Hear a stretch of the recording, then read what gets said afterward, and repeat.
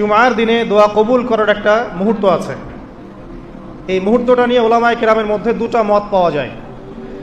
একটা হলো ইমাম খুতবা শুরু করার পর থেকে নিয়ে নামাজ সালাম ফেরানোর আগ পর্যন্ত এই সময়টুকু দোয়া কবুলের সময়। কোনো ব্যক্তির আকীদায় যদি শিরক না থাকে, আমলে যদি বিদআত না থাকে এবং রিজিকের মধ্যে যদি হারাম না থাকে, ইনশাআল্লাহ তাআলা আশা করা যায় সে যেই দোয়াই করবে ইনশাআল্লাহ আল্লাহ কবুল করবেন ইনশাআল্লাহ। আরেকটা মত হচ্ছে জুমার দিনের দোয়া কবুলের সেই কাঙ্ক্ষিত মুহূর্তটা হচ্ছে আসরের সালাত, অর্থাৎ বিকেল থেকে নিয়ে মাগরিব সূর্য অস্ত যাওয়ার আগ পর্যন্ত। আসরের পর থেকে মাগরিব পর্যন্ত এই সময়টুকু আমরা জিকির আজগার দোয়া এবং তাসবিহ তাহলিলে কাটানোর চেষ্টা করবো ইনশাআল্লাহ তাআলা। এই সময়টুকুর মধ্যে আমরা যে দোয়া করব ইনশাআল্লাহ আযজা ওয়া জাল্লা আল্লাহ পাক কবুল করবেন ইনশাআল্লাহ। জুমার দিনে আমি তিনটা কাজের কথা বলবো স্পেশালি। সেটা হলো বেশি বেশি দরুদ শরীফ পড়তে হবে।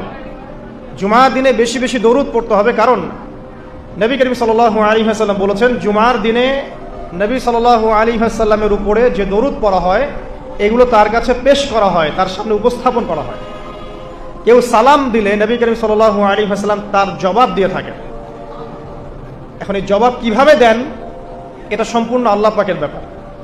এটা নিয়ে আমাদের বৈজ্ঞানিক ব্যাখ্যার দরকার নাই। আমরা বিশ্বাস রাখবো নবী সাল্লাল্লাহু আলাইহি ওয়াসাল্লাম জবাব